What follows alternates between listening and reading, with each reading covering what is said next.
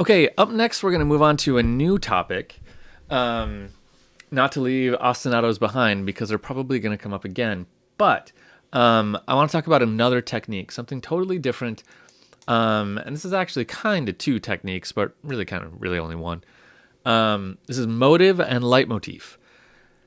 This is something you've probably experienced before. If you've watched movies, you've experienced this before. I shouldn't even preface that. Two very slightly different things.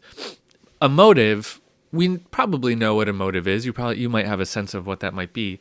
A motive is just a recurring melody, something that comes back throughout the film or the piece of music. I mean, this is not a term that's only applies to film music.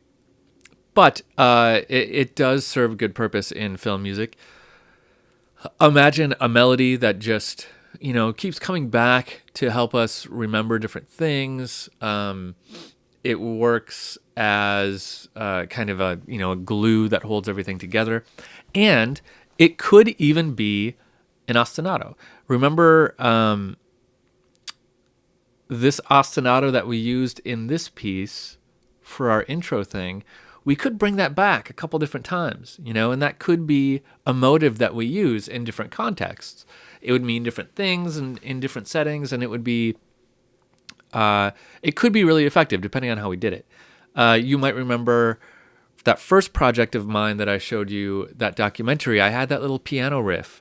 It was just 2 or 3 chords that cycled through. It was very kind of quiet and delicate, but it worked, and I used it throughout the whole film. That's a motive.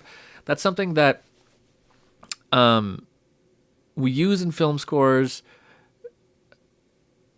for a few different purposes. I've said this kind of glue mentality before, to kind of hold everything together.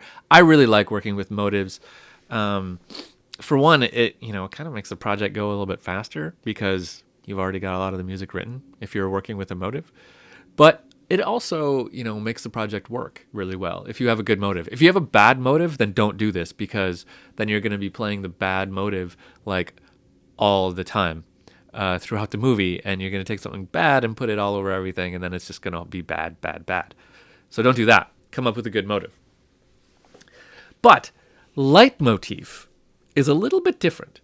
A leitmotif is a motive that we associate with a particular character or thing, usually a character.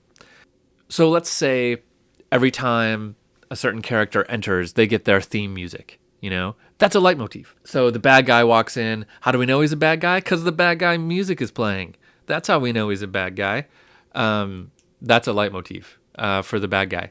The good guy music is playing. That's great.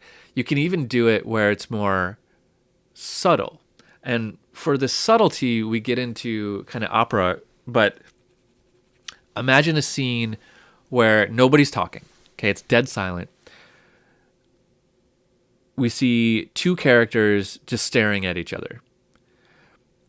We hear the music for... Okay, so the camera pans in on one of the characters, but we hear the music for the other one, the one we've already associated, the music we've associated with the other character, all right? But we're staring into the eyes of the different character and hearing the music for the other. Why would we do that? Well, very easily. That's a great way to show that that character is thinking about the other character. We play the other character's music while we're looking at the first character, and we have this. We're now creating memories for that character and thoughts. We're in the subconscious of that character through the use of leitmotif. That's getting a little deep, but it does happen where you want to do that. Okay, so let's look at an example of this, and then we'll see if we can incorporate it into our project here. I don't know this movie, so I don't know if it's going to work, but we're going to try. Okay, so let's look at one of the most common, well-known uses of leitmotif, and that is Star Wars.